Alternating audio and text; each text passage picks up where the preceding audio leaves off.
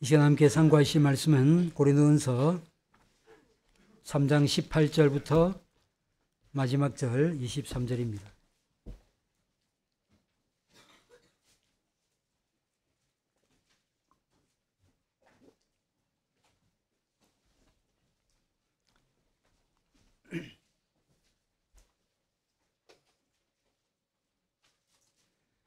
고린도전서 3장 18절부터 23절까지 찾으신 줄 알고 제가 받들어 읽겠습니다.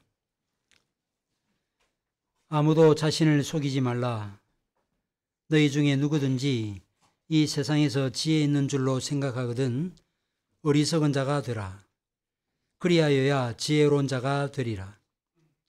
이 세상 지혜는 하나님께 어리석은 것이니 기록된 바 하나님은 지혜 있는 자들로 하여금 자기 꾀에 빠지게 하시는 이라 하였고 또 주께서 지혜 있는 자들의 생각을 헛것으로 아신다 하셨느니라. 그런즉 누구든지 사람을 자랑하지 말라. 만물이 다 너희 것임이라. 바울이나 아볼로나 게바나 세계나 생명이나 사망이나 지금 것이나 장래 것이나 다 너희 것이요 너희는 그리스도의 것이요 그리스도는 하나님의 것이니라. 아멘.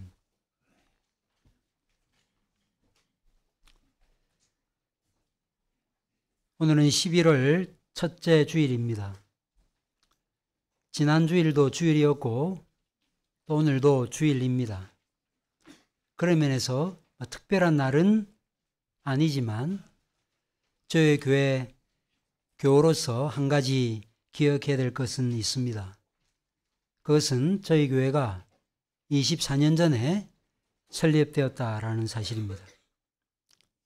원래는 10월 마지막 주일, 10월 30일 종교개혁 주일에 공사가 채되지 않은 2층 다락방에서 한 20명 정도 모여서 예배를 했고 11월 첫 주일날 저희가 공식적인 설립 예배를 드렸습니다. 저는 지금까지 11월 첫 주일이 되면 항상 교회에 대한 설교를 해왔습니다. 교회는 한 영혼이 태어나서 자라는 가정이요 태어난 영혼이 주의 말씀의 가르침을 받는 하나님의 학교입니다. 가정과 학교, 바로 이것이 교회라고 할 수 있을 것입니다. 따라서 교회가 제대로 세워져 있지 않으면 학교 안에 있는, 가정 안에 있는 우리들은 흔들리거나 혹은 영적으로 어려움을 겪을 수밖에 없습니다. 우리 개인의 신앙 생활을 잘하는 것도 중요하지만 어머니요, 가정이요, 학교라 할 수 있는 교회가 잘 서가는 일에 우리는 관심을 가져야 되는 것입니다. 오늘 저는 이런 사실을 기억하고 이전처럼 교회를 주제로 말씀을 전하려고 합니다. 교회를 세우는 이 일은 건축에 비유한다라고 하면 토대로부터 맨 꼭대기까지 철저하게 하나님에 의해서 세워집니다. 그런데 하나님께서 이 일을 행하실 때 하나님께서 부르신 사역자를 통해서 이 일을 행하십니다. 그래서 교회는 말씀 사역자를 통해서 세워지기 때문에 교회 안에서는 이 사역자의 역할이 두드러져 보일 수밖에 없습니다. 그러나 사역자는 하나님의 밭에서 일하는 일꾼에 불과합니다. 포도원 품꾼 비유에 나타나고 있는 그 내용대로 주인이 불러서 오늘 하루 쓰는 일용직에 종사하는 품꾼에 불과합니다. 그래서 바울은 사역자는 심고 물 주는 일을 했을 뿐 사실상 자라나게 하시는 분은 하나님이라고 말씀했습니다.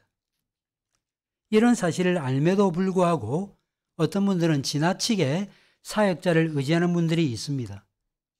특별히 사역자가 두세 사람인 경우 자기 취향에 맞는 사람을 선호하는 일을 하는 이들도 있습니다. 고린도 교인들이 그랬습니다. 그래서 나는 바울파다, 나는 아볼로파다, 나는 게바파다 그러면서 지도자를 중심으로 파당을 이루었습니다. 바울은 이런 상태에 있는 교인들의 이 잘못된 생각을 교정하기 위해서 3장 초반부터 여러 가지 권면의 말씀을 해왔습니다. 그러다가 10절에서 바울은 자신을 지혜로운 건축자에 비유했습니다. 앞서도 말씀드렸죠? 하나님께서 교회를 세우시지만 하나님께서 말씀 사역자를 통해서 교회를 세우신다 그랬죠.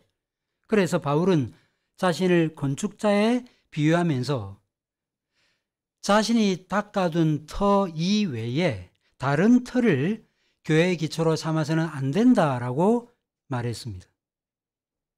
내가 닦아놓은 터 외에 다른 터를 닦아서는 안 된다고 말했습니다. 언뜻 보면 내가 선점했다. 그래서 자기 기득권을 주장하는 말처럼 보이죠. 내가 교회 개척이 있으니 누구도 손대면 안 된다 하는 말을 하는 것처럼 보입니다. 그러나 이 말은 자기 기득권을 주장하는 말이 아닙니다.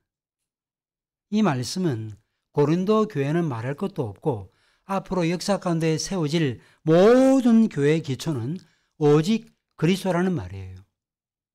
말씀 사역자는 그저 하루 쓰는 분권에 불과하다는 말입니다. 그렇다고 하면 교회의 기초가 그리스도라고 하면 그리스도를 빼면 교회는 어떻게 돼야 될까요? 무너져야 되는 것입니다. 그래서 어떤 신학자가 뭐라고 말했는가? 하나님의 교회가 세워지기 위해서 우리의 교회는 무너지기를 원합니다. 이런 말을 했어요. 교회는 하나님의 교회지 우리의 교회가 아니거든요. 우리만의 색깔, 우리 교회, 그런 교회는 무너져야 되는 게 맞습니다. 하나님의 교회만 서 있어야 되는 것이죠. 교회의 터가 그리스도여야 된다는 사실을 언급한 다음 바울은 교회를 세우는 일에 참여하는 다양한 모습을 쭉 말했다가 그 공적을 불로 심판하게 되는 날이 올 것이라고 말씀했습니다. 앞선 12절 이하의 내용이 그것입니다. 마지막 날이 오면 교회가 제대로 지어졌는지를 시험하는 때가 온다고 말했습니다. 풀과 짚으로 지어졌다면, 다시 말해서 인간적인 지혜로 지어졌다면 그 교회는 역사 가운데 사라지게 될 것입니다. 이와 달리 영원한 것, 가치 있는 것, 은과 금으로 지어졌다라고 하면 그 교회는 가치와 의미를 잃지 않는 교회로 서게 될 것입니다. 그리고 바울은 그에 따라 상과 벌이 주어지게 될 것이라 말씀했습니다. 이처럼 그리스도를 기초로 교회를 세워가는 일이 그 어떤 것보다 중요하고 특별히 교회는 성령이 임재하는 성령의 전이기 때문에 바울이 뭐라고 말했는가 하면 만약에 그리스도의 몸된 성전을 멸하는 자가 있다면 내가 그도 멸하겠다라고 엄히 경고했습니다. 그게 17절이에요. 함께 읽은 본문은 이런 말씀을 배경으로 하고 있습니다. 바울은 오늘 본문에서 먼저 아무도 자기를 속이지 말라고 말했습니다. 사람은 참 어리석어서 남에게 속기도 하고요. 심지어 자기에게 속기도 합니다. 스스로 속기도 합니다. 어떤 사람이 스스로 속을까요, 근데? 자기를 이미 성숙한 사람이거나 혹은 신령한 사람이라고 간주하는 사람. 다시 말해서 되지 못했는데 된 줄로 아는 사람. 자신의 상태를 올바로 파악하지 못하는 사람이 자기에게 스스로 속고 있는 사람이에요. 우리는 늘 이 부분을 조심해야 되는 것입니다. 그런데 이 아무도 자기를 속이지 말라는 이 말씀은 인간적인 판단을 믿지 말라라는 이런 경고로 볼 수 있겠지만 사실은 이 말은요, 문맥을 보면 하나님의 것을 자기 것으로 여기는 잘못을 범하지 말라는 뜻입니다. 그 이유는 21절 하반절에 만물이 다 너희 것이라고 한 다음에 마지막 23절에는 하나님의 것이니라는 말씀으로 끝나고 있기 때문입니다. 우리 것은 없어요. 내 것이라고 할 만한 것은 없습니다. 내 가문, 재능, 은사, 그 어떤 것도 그거 내 거야 라고 말할 수 있는 것은 없는 것입니다. 오늘날 교회 안에 여러 가지 문제들이 일어나는데 그 핵심을 비집고 들어가면 어떤 것이 자리하고 있는가? 그 교회가 자기 거라는 거예요. 내 거라는 것입니다. 교회를 개척했다면 개척한 목회자, 함께 수용 들었던 장로, 또 무슨 개척 멤버, 아니면 오랫동안 헌신했다는 사람, 이런 사람들이 주인 노릇하기 때문에 교회에 많은 문제들이 일어나게 되는 것입니다. 고린도 교회도 마찬가지였습니다. 특정한 사람의 것이라고 생각했습니다. 고린도 교회는 바울이 개척한 거 아니냐. 그래도 아볼로가 와가지고 부흥시키지 않았냐. 그래도 대사도 게바도 역할이 많이 했는데. 이러면서 자기 성향과 기호에 맞는 사람을 중심으로 파당을 이루게 된 것입니다. 이에 바울은 고린도 교인들이 따랐던 지도자는 어디까지나 하나님께 속한 자요, 하나님의 뜻을 이루는 도구에 지나지 않는다라는 사실을 강조하면서 너희 중에 누구든지 이 세상에서 지혜 있는 줄로 생각하거든 차라리 어리석은 자가 되라고 권면했습니다. 이처럼 사람을 중심으로 파당을 이루는 이 일은 세상 지혜에서 나온 겁니다. 세상 지혜로 교회를 세울 수는 없는데 세상 지혜로 교회를 세워보겠다라고 작정했던 사람이 있었다는 것입니다. 바울은 고린도서 3장 9절에서 우리는 하나님의 동력자들이요 너희는 하나님의 밭이요 하나님의 집이라고 말씀했습니다. 교회가 하나님의 밭이고 하나님의 집이라면, 그 주인이 하나님이라면 당연히 하나님의 뜻과 하나님의 지혜로 교회를 세워야 되는 것이 맞습니다. 그럼에도 고린도 교인들 가운데 세상 지혜로 교회를 세워보려고 하는 이들이 있었다는 것입니다. 우리는 어떻습니까? 우리는 그렇지 않은데요. 이렇게 말씀을 하실 수 있겠지만 그렇지 않으실 수도 있습니다. 자기가 자라왔던 교단, 자기가 신앙생활했던 교회, 자신이 도전받았던 어떤 목사님, 목회 스타일, 이런 것들을 가지고 자기 성향대로 교회를 세우려는 분들이 있다 하는 것입니다. 어제 전도 초청 주일 제 초청 행사를 가졌습니다. 참 좋은 시간이었습니다.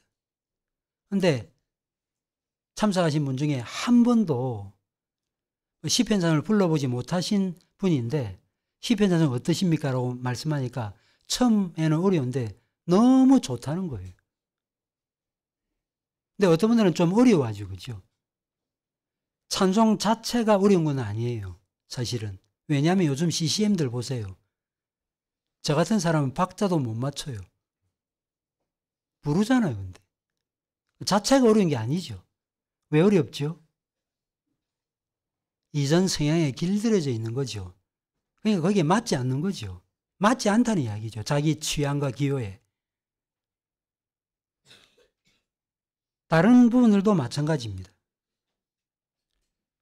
자기 입맛과 자기 성향대로 교회가 세워지기를 바라는 분들이 없지 않다 하는 것입니다. 인간의 약삭빠른 기술과 심리를 조작하는 방식으로 교회를 세워가려고 하는 이들이 있다 하는 것이죠. 이런 분들은 하나님의 교회는 하나님의 방식과 하나님이 정하신 방식대로 예배하고 하나님께서 내신 원리를 따라 교회를 세워야 한다는 사실을 처음부터 다시 배워야 할 것입니다. 교회는 세상 지혜가 왕도하는 곳이 아닙니다. 교회는 세상 지혜로 세워서는 안 됩니다. 바울은 1장 2장에서 세상 지혜는 하나님에 대해서 미련하다라고 말했습니다. 세상 지혜로는 복음을 이해할 수 없습니다. 내가 잘하고 내가 앞서야 된다라는 이 세상 지혜로 어려운 사람들을 도와주고 그를 나보다 더 낫게 여겨야 된다라는 말이 이해가 됩니까? 아무리 내가 봐도 내가 잘났는데 어떻게 남을 나보다 낫게 여기지? 이해가 안 되는 거죠.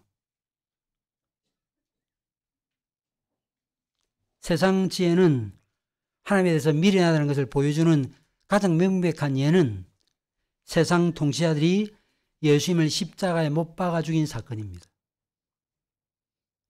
지혜는 하나님의 지혜의 총체였거든요. 십자가는 하나님의 지혜의 총체였거든요. 하나님의 지혜가 완벽하게 드러난 형태, 엑기스가 십자가인데 그 십자가의 복음을 받아들이지 않았다는 거예요. 따라서 우리는 교회를 항상 세상 지혜가 아니라 하나님의 지혜로 세워가야 하는 것입니다. 그 좋은 예가 출애굽기에 나타나죠. 하나님께서 모세에게 성막을 계시하시죠. 그리고 난 다음에 그 성막을 세울 수 있는 사람 부살렐과 올리압을 임명하는데 출애굽기 36장 1절에 이런 말씀이 나타납니다. 부살렐과 올리압과 및 마음이 지혜로운 사람 곧 여호와께서 지혜와 총명을 부으사 성소에 쓸 모든 일을 할 줄 알게 하신 자들은 모두 여호와께서 명령하신 대로 할 것이니라. 하나님의 지혜와 총명을 갖고 있는 사람은 여호와께서 명령하신 대로 하도록 되어 있어요. 이게 중요한 거죠. 왜 우리 종교개혁자들은 예배의 규정적 원리라는 말을 만들어냈을까요? 우리가 그냥 예배하면 되지, 간정도 좀 넣고 워십 댄싱도 좀 하고 그런 분위기도 좋지 않느냐, 사회도 번갈아서 좀 하고 분위기 좋은 것처럼 보이죠. 그러나 그것은 성경이 규정한 방식의 예배가 아니거든요. 따라서 우리는 세상 지혜로 하나님의 교회를 지으려고 해서는 안 되는 것입니다. 차라리 그래서 세상에 대해서는 바보가 되라고 말했습니다. 어리석은 자가 되라. 물론 이 말은 세상 이치나 학문은 배우지 말라는 뜻이 아니죠. 예를 들어 모세 보세요. 애굽의 모든 학문과 무용을 다 배운 사람이었습니다. 그러나 거기에 기대지 않았어요. 그것을 수단과 방편으로는 삼았지만 그것이 무언가를 해결해 줄 것이라고 생각하지 않았습니다. 그래서 모세가 이스라엘 백성들을 애굽에서 이끌어낼 때 자신이 애굽에서 배웠던 무용, 학문, 그거를 가지고 그들을 애굽에서 이끌어냈던 것이 아니었고 오직 하나님께서 명하신 방식대로 그 말씀에 순종하는 방식대로 이스라엘을 애굽에서 이끌어내었던 것입니다. 사실 이러함에도 고린도 교인들은 세상의 지혜를 더 쫓으려고 했습니다. 참 지혜를 가진 하나님의 교회의 지체가 되는 것과 세상에서 지혜로운 사람이 되는 이 두 가지 일이 동시에 가능하다고 생각했던 것입니다. 여러분들 교회 안에 이런 사람이 있으면요, 교회가 허물어집니다. 세상적으로 매우 똑똑한 사람인데요, 이 두 가지 지혜를 동시에 추구하는 사람은 교회 안에서 교회를 허무는 존재가 되고 말아요. 본인은 세운다고 하지만 허물어지게 되는 것입니다. 오늘날 그런 사람에 의해서 교회가 어떻게 다듬어졌는가? 여러분들 보시면 재정을 투명하게 공개한다든지 아니면 어떤 의사를 민주적 절차를 따라서 결정한다든지 이런 것들을 드러내는 교회들이 간혹 있죠. 그것은 상식입니다. 그것은 기본이지 그런 모습 자체가 교회다운 모습의 무슨 대표적인 경우로 생각하는 것은 이거는 정말 성경하고 거리가 먼 내용이죠. 교회는 하나님을 두려워하고 하나님을 예배하고 복음 진리에 목숨을 거는 기관입니다. 그런데 안타깝게 오늘날 교회들 재정적으로 투명하게 하고 많이 돕고 민주적인 의사결정을 하고 그 다음에 문화 강좌 많이 하고 많은 사람이 건너 들어올 수 있는 그런 많은 프로그램들을 만들고 그러면 참 교회답다라고 생각하는 것입니다. 교회는 문화센터도 아니고요. 교회는 구제기관도 아닙니다. 그런 일에 우리가 종사할 수 있고 또 그런 일을 사회적 책임을 감당하는 일을 해야 되는 것은 사실이지만 그게 교회다움의 모습을 드러내는 부분이 아니라는 것입니다.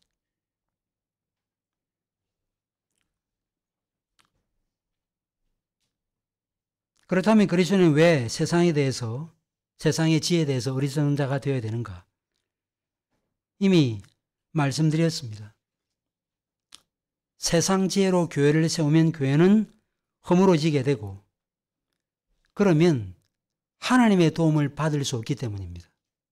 세상 지혜로 교회를 세우면 하나님이 돕지 아니하십니다. 자기 지혜로, 세상 지혜로 뭘 하려고 하면 하나님이 도울 것이 없게 돼요. 그리하여 그 가운데 하나님의 일하심이 드러나지 않습니다. 일반 단체에서 사람과 사람들이 모여가지고 어떤 의사결정을 하고 좋은 합의점을 만들어내고 그래서 뭔가 일이 진행되는 그런 세상에 좀 깨어있는 단체와 비슷한 단체가 되고 마는 거예요. 그래서 조심해야 됩니다. 개혁교회는 그런 교회가 아니거든요. 바울은 이를 강조하기 위해서 다시 말해서 하나님의 지혜가 아닌 인간 지혜가 얼마나 무익한지를 보여주기 위해서 오늘 본문에 구약 성경 두 곳을 인용했습니다. 첫 번째는 19절 하반절에 나타납니다. 지혜 있는 자들로 하여금 자기 괴율에 빠지게 하는 이시라. 이 말씀 욥기 5장 19절 인용구입니다. 이 말씀은 사실은 욥을 오해했던 엘리바스가 조언한 말인데요. 욥에게는 맞지 않는 말이었어요. 여러분이 아신 바대로 소발, 빌닷, 엘리우, 엘리바스 다 그 말만 보면 틀린 말이 아니에요. 근데 욥의 문맥에서는 안 맞는 거예요. 잠언 말씀으로 욥을 재단하면 욥은 정말 큰 죄인이죠. 뭐가 잘못한 것입니다. 그래서 사실은 엘리바스의 말은 그냥 하나님의 일반적인 진리를 드러낸 말씀이라고 볼 수 있겠습니다. 그런데 어쨌든 이 바울이 이 엘리바스의 말을 인용했어요. 원래 욥기 5장 13절은 이렇게 되어 있습니다. 강교한 자로 자기 괴율에 빠지게 하시며 사특한 자의 계교를 패하게 하심으로 라는 말씀으로 되어 있습니다. 세상 사람들은 자기 꾀로 어떤 것을 얻을 것으로, 자기 꾀로 많은 것들을 얻어낼 것으로 생각합니다. 그런데 오늘 욥기 5장 13절 말씀을 인용했는데 이 말씀이 무슨 말인가 하면 하나님은 세상의 지혜로운 자들을 자기 꾀에 빠지게 하신다라는 말입니다. 장꾀를 부려도 하나님의 손아귀에서 벗어날 수 없다는 말입니다. 그래서 세상에서 어떤 일이 있는가 하면요.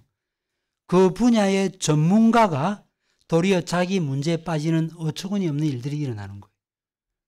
그래서 의사들 중에도 그 분야의 전공자인데 자기가 전공한 그 분야의 암에 걸리는 경우들 왕왕이 있습니다. 뭘 보여주는 거죠? 사람은 자기 꾀에 빠질 수 있다 하는 것을 보여주는 것입니다. 물론 그렇게 된 그분을 제가 비난하고자 함이 아니고요. 그럴 수 있다는 것입니다. 자기 기술에 자기가 걸려 넘어갈 수 있다는 뜻입니다. 바울이 인용하는 또 한 구절은 여호와께서는 사람의 생각이 허무함을 아시느니라는 시편 94편 11절 말씀입니다. 오늘 본문 20절에는 이렇게 되어 있죠. 또 주께서 지혜 있는 자들의 생각을 헛것으로 아신다 이렇게 되어 있습니다. 여기 안다라는 이 말은 단지 그냥 인지한다는 뜻이 아닙니다. 이 말은 사람의 행동을 예정하거나 선택하신다, 결정하신다는 뜻입니다. 아모스 3장 2절에 내가 땅의 모든 족속 가운데 오직 너희만 알았나니 라는 말이 있거든요. 그 너희만 알았다는 이 말이 바로 이것을 보여주는 내용이에요. 이 말은요, 하나님께서 이스라엘을 자기 백성으로 선택했다, 결정했다는 뜻입니다. 따라서 주께서 지혜 있는 자의 생각을 헛것으로 아신다라는 이 말은 하나님은 사람의 지혜가 지푸라기처럼 아무것도 아니라는 사실을 아신다. 이런 차원을 넘어서서 사람의 지혜를 아무것도 아닌 것이 되게 하신다는 뜻입니다. 여러분들 이것을 보여주는 좋은 예가 사무엘 하에 나타나고 있는 아이도벨의 모략이었습니다. 여러분들 잘 아신 바대로 아이도벨은 압살롬의 편에 붙었죠. 그리고 후세는 다윗 편에 붙었습니다. 후세가 잠입해 들어갔죠. 비밀 공작원처럼. 그래서 압살롬을 위안한 것처럼 그렇게 행동했죠. 그러다가 아이도벨이 마지막 결정적 순간에 지혜를 짜냈습니다. 지금 당장 다윗을 쳐야 됩니다. 그러자 후세가 큰일 났거든요. 그렇게 되면. 그래서 다윗은 전쟁에 능한 사람이라서 우리가 잘 준비해서 전쟁해야 됩니다. 그렇게 말했죠. 사실 아이도벨의 계략이 맞았어요. 그때 바로 쳤으면 다윗은 죽는 거예요. 근데 압살롬이 아이도벨의 계략을 받지 않았습니다. 결국 그래서 후세는 자기 고향으로 돌아가서 아이도벨은 자기 고향으로 돌아가서 목매어 죽고 말았습니다. 뭘 보여주는 거죠? 사람의 지혜가 얼마나 허무한지 아무것도 아닌 것인지를 보여주는 것입니다. 이런 사실을 안다고 하면, 다시 말해서 세상 지혜는 아무것도 아니고 하나님의 일을 할 수 없다는 사실을 안다고 하면 어리석음을 인정해야 돼요. 우리가 뭔가 배우려면요, 나는 모른다는 사실을 먼저 인정해야 됩니다. 하나님의 지혜를 소유하려면 나는 다 알고 있다 하는 이 마음을 내려놓아야 되는 것입니다. 이런 마음을 내려놓지 못하면 하나님의 지혜를 소유할 수 없습니다. 하나님의 지혜를 소유하지 못하면요, 십자의 복음을 알 수 없습니다. 여러분들 어떻습니까? 혹시 여러분들은 나는 다 알고 있다. 나는 성경을 여러 번 읽었고 구속사의 맥락을 따라 성경을 다 이해할 수 있고 나는 기독교 강요를 비롯해서 여러 책들을 읽었다. 그래서 나는 더 이상 배울 필요 없다. 나는 누구보다 신앙서적을 많이 읽었다. 나는 어릴 때부터 성경에 능통했다. 이런 생각을 혹시 가지고 있지는 않습니까? 나는 당신들보다 늘 우월하다는 생각을 기본적으로 갖고 있지는 않나요? 이것은 어리석은 일인 것입니다. 이런 자세와 태도로는 하나님을 알 수도 없고 하나님의 교회를 세울 수도 없습니다. 그래서 하나님의 지혜를 소유하기 위해서는 미련한 자, 어리석은 자가 되어야 되는 것입니다. 하나님의 지혜를 가진 사람들은 세상 사람들의 눈으로 볼 때 미련해 보여요. 사실 교회 안에 있는 여러 가지 문제를 세상의 원리를 가지고 만약에 해결한다면 쉽게 해결할 수 있는 일들이 많이 있습니다. 뭐 여러 사람 이야기 들을 필요 없이 어떤 권력을 가지고 혹은 어떤 물리적인 힘을 동원해서 제압하고 문제를 얼마든지 쉽게 해결할 수 있습니다. 그러나 교회는 그렇게 할 수 없는 것입니다. 교회는 그런 곳이 아니거든요.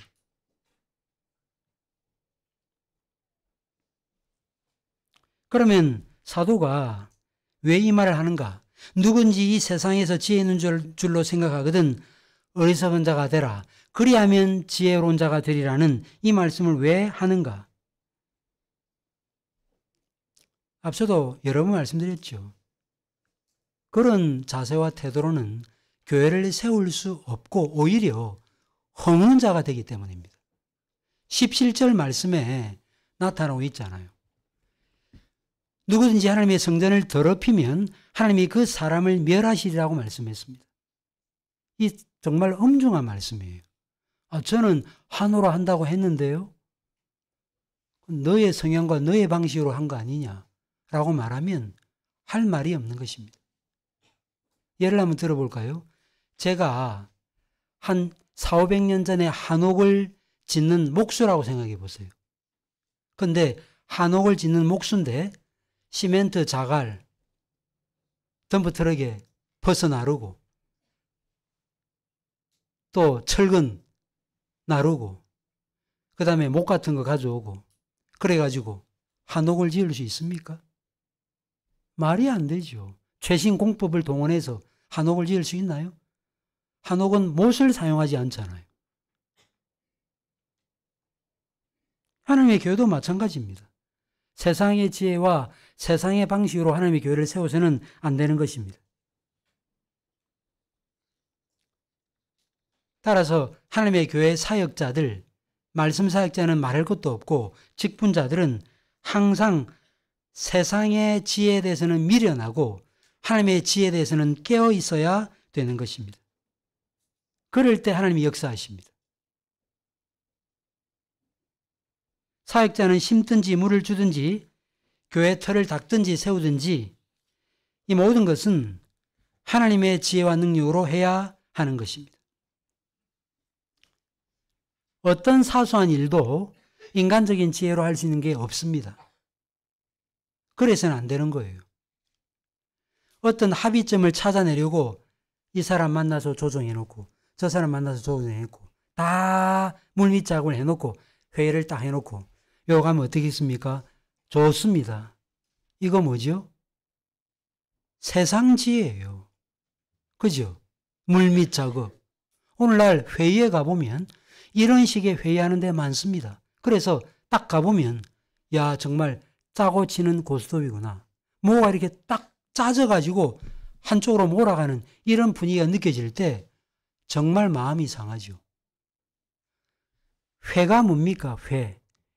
회의는 하나님의 뜻이 드러나는 자리예요. 각 사람들이 하나님의 뜻을 깨닫고 그 뜻을 의견으로 제기하고 모든 분들이 그 의견을 청취하고 아 그게 하나님의 뜻에 더 근접하다라고 여겨지면 그 뜻을 따라서 어떤 일을 하는 바로 이 기관이 당회, 재직회, 총회, 노회입니다. 오늘날 한국 교회 안에 이런 식으로 회의를 하지 않고 인간적 지혜로 회의하는 총회, 교단들, 교회들 많습니다.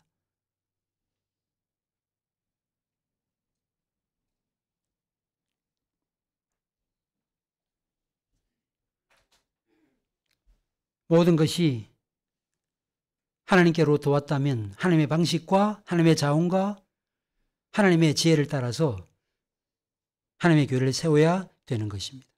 그런데 고린도 교인들은 사람을 중심으로 세상 지혜로 하나님의 교회를 세워보려고 했던 것입니다. 그래서 뭐라고 이야기하는가? 21절에 그런즉 누구든지 사람을 자랑하지 말라. 만물이 다 너희 것임이라고 되어 있습니다. 이 말은 사실은 그런즉 누구든지 사람을 자랑하지 말라. 왜냐하면 이라는 접속사가 들어있어요. 왜냐하면 만물이 다 너희 것이기 때문이라는 말입니다.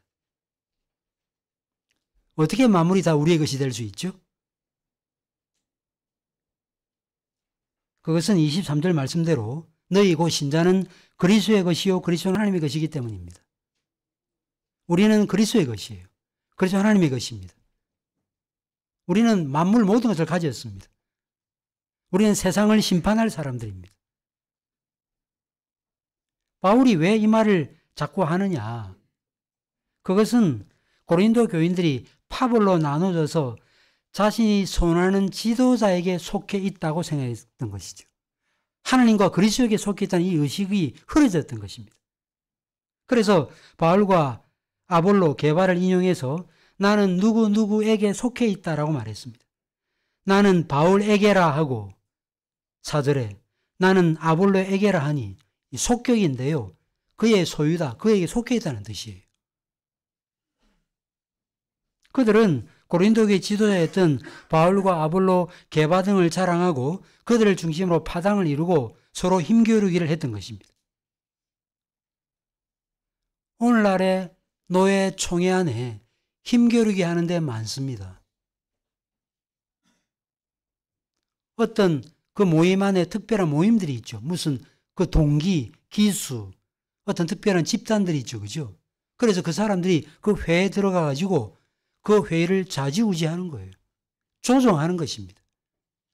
그걸 정치라 그래요. 그게 정치인가요? 그건 사람의 꾀입니다. 사람의 지혜입니다.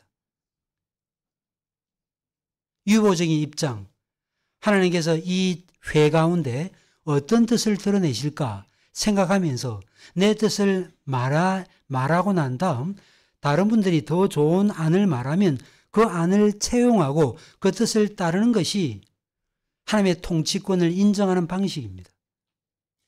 우리가 그리스도의 교회다. 그리스도를 머리로 하는 교회라고 말해요.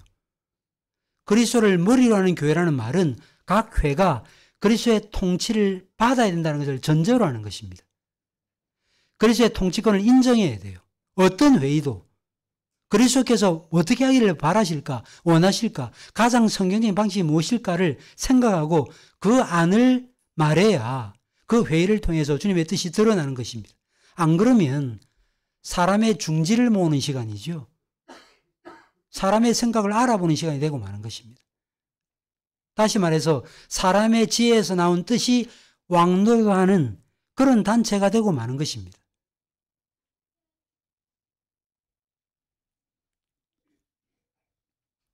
우리 교회들 중에는 이런 사람이 없기를 바랍니다.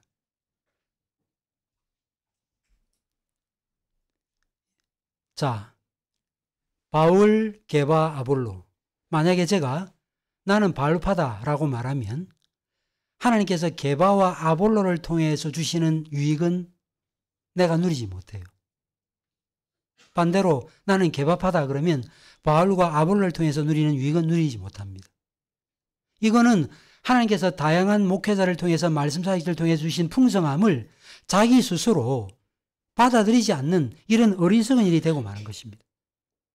이걸 좀 넓혀볼까요? 개혁주의 신학. 나는 복음주의권에서 쓴 그런 책은 안 읽겠다. 합신교단. 난 어릴 때 합신교단 교회를 다녔으니까 나는 어디 가도 합신교단만 다니겠다. 나는 개혁교회만 다녔다. 그래서 나는 다른 데 안 다니겠다. 물론 올바른 말씀을 추구하기 위해서 그럴 수 있습니다.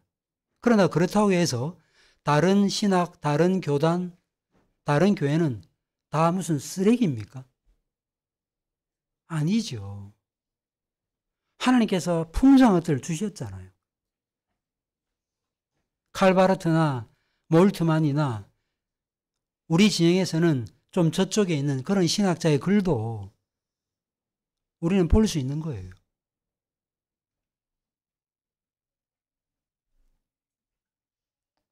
그래서 우리는 너무 이렇게 좁게 누구 책은 읽지 마라.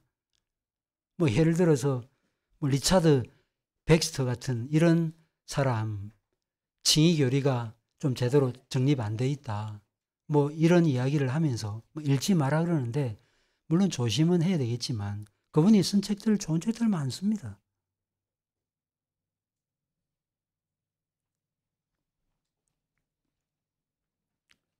아볼로나 바울이나 게바는 물론 모든 것들은 다 하나님의 목적을 이루기 위한 대리자나 도구에 불과합니다.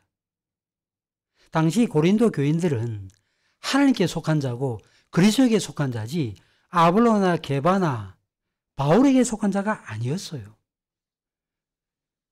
지도자들은 오히려 성도를 섬기는 자에 불과합니다. 종에 불과해요. 지도자들은 자비로우신 하나님께서 고린도 교회에게 주신 선물이죠. 에베소 4장에서 말하잖아요. 그리스도께서 사로잡으신 자를 사로잡고 하늘로 올라가실 때 지상교회에 선물을 주셨다. 그 선물이 뭡니까? 직분자잖아요. 직분자. 교회의 가장 큰 선물이 뭐죠? 교회당입니까? 직분자죠. 말씀사역자고 치려는 장로고 교회를 돌아오는 집사님들입니다. 그런데 어느 한편에 속해가지고 항상 그분이 말하면 옳습니다. 좋습니다. 그 다음에 나와 좀 적진 사람이 말하면 무조건 안 됩니다. 이런 성향으로 교회가 세워진다면 그게 뭐가 되는 거예요? 그냥 사람들의 모임이 되고 마는 거예요. 한국 교회 안에 죄송하지만 그런 교회들이 적지 않아요.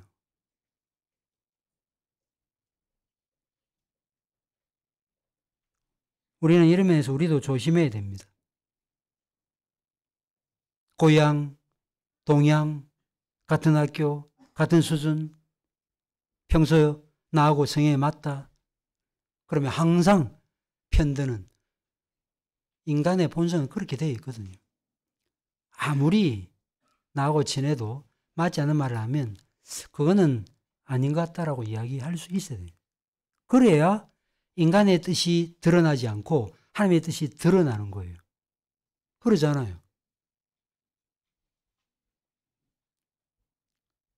교회는 하나님을 위해서, 하나님을 향해서만 존재합니다. 교회 성격이 그렇기 때문에 자꾸 사람이 드러나서는 안 돼요.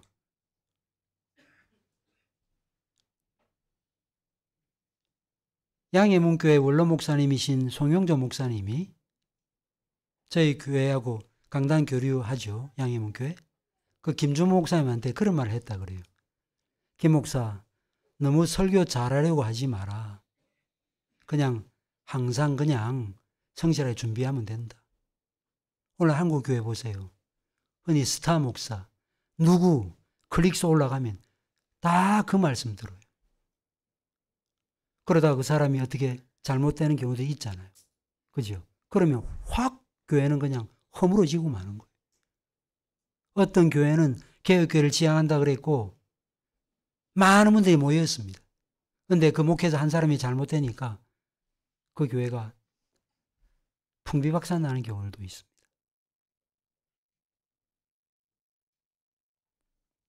한 목회자나 한 사역자에게 기대지 마십시오. 그것은 건강한 신앙생활이 아닙니다.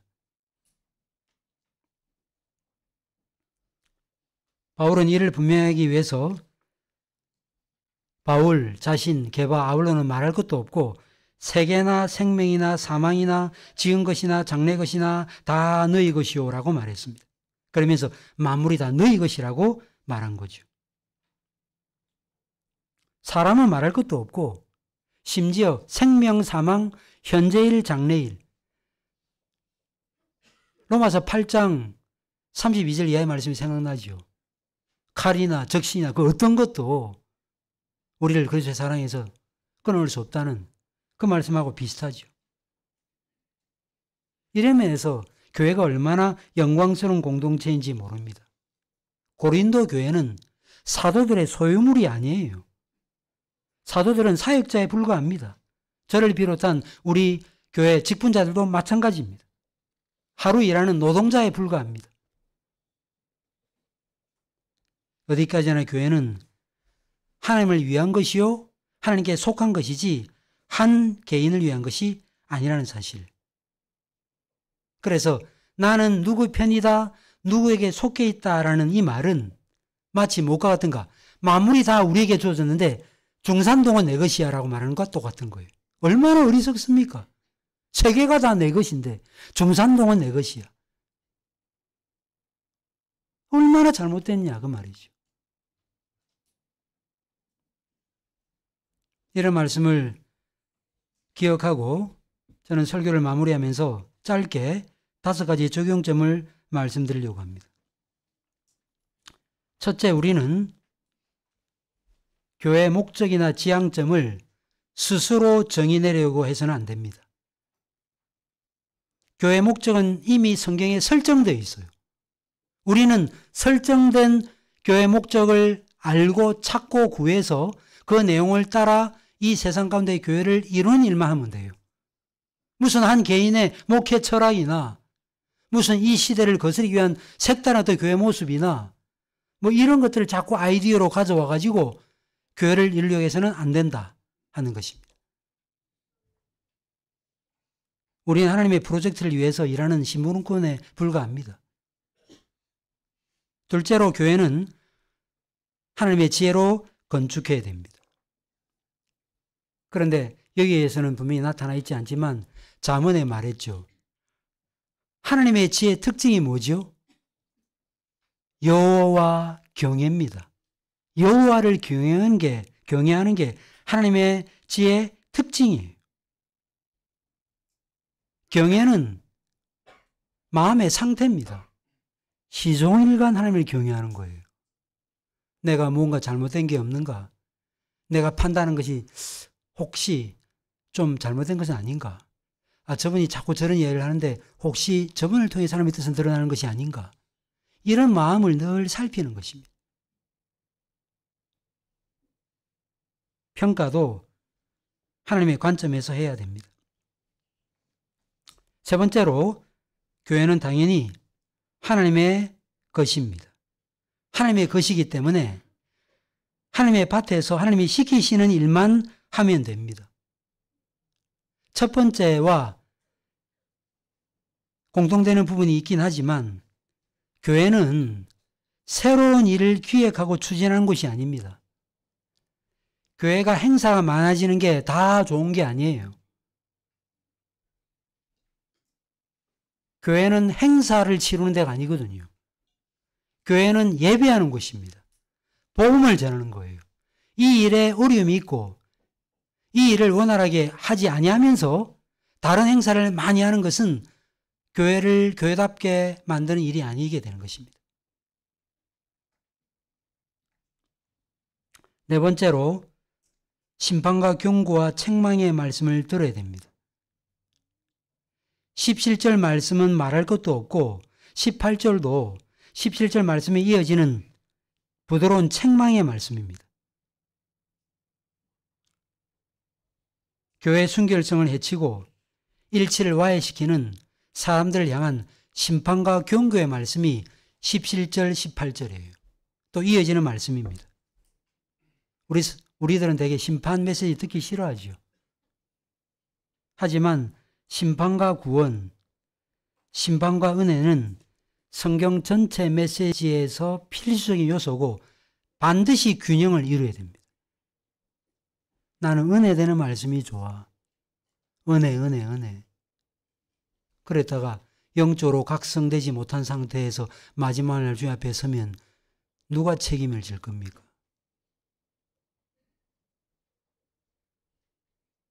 다섯 번째로, 마지막으로, 복음 메시지는 전 우주적 차원을 가리키고 있다 하는 사실입니다.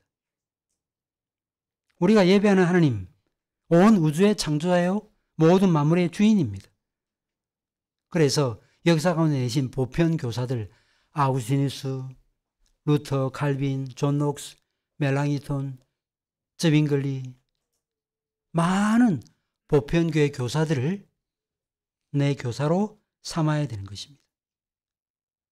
하나님은 이런 사람을 통해서 교회를 세우십니다. 이런 사실을 기억하고 그저 누구 편들고 누가 하면 하고 누가 하면 안 하고 사람을 중심으로 땅을 이루고 그러지 말고 우리는 근본적으로 그리스도의 것이다. 그래서 하나님의 것이다. 모든 만물이 다 우리 것이다. 그런데 그 편협하게 한쪽만 내 편이다. 나는 당신에게 좋겠다. 이렇게 속 좁은 마음을 갖지 말고 하나님이 원하시는 참된 교회를 세워가는 우리 사랑하는 현상교회 교우들 되시기를 간절히 바랍니다. 기도하겠습니다. 하나님 아버지 주신 말씀을 저희가 들었습니다. 이 말씀 우리의 마음 가운데 깊숙이 새기기를 원합니다. 그저 해왔던 방식대로, 내 성향대로, 내 기호대로, 또 잘 나간다는 어떤 교회 방식대로 그렇게 교회를 세우는 것이 아니라 하나님의 지혜로부터 나온 그것만을 하나님의 교회를 세우는 원리로 삼고 하나님의 지혜, 곧 여호와를 경외하는 마음의 자세와 태도에서 나오는 그런 자세와 태도로 하나님의 교회를 세워갈 수 있도록 도와주시옵소서. 그리하여 마지막 공력으로 시험받게 되는 그날 풀과 지푸로 지어진 집이어서 다 불타 없어지는 그런 집이 아니라 금과 은으로 보소로 지어진 그런 집으로 하나님 나라에서도 가치 있는 것으로 여겨지는 그런 재료로 그런 진리의 말씀으로 교회를 세워서 참으로 주인으로부터 우리 주님으로부터 잘했다 충성된 종이라는 이 놀라운 평가를 들을 수 있는 우리 모두가 될 수 있도록 은혜 베풀어 주시옵소서. 이 일을 위해서 특별히 수고하는 목회자, 장로님들, 집사님들에게 주께서 자비와 궁의를 베풀어 주시옵소서. 여호와를 경외하는 마음을 주시기를 원하고 지혜와 성령으로 충만케 해주시기를 원합니다. 이들을 통해서 오직 주의 뜻이 드러나고 우리 모두가 그 주의 뜻에 순종함으로 말미암아 참으로 그리스도가 우리의 머리라고 하는 이 사실이 단지 선언적으로만이 아니라 실천적으로 우리의 삶 가운데 구현될 수 있도록 은혜 베풀어 주시옵소서. 예수 그리스도의 이름으로 기도하옵나이다. 아멘.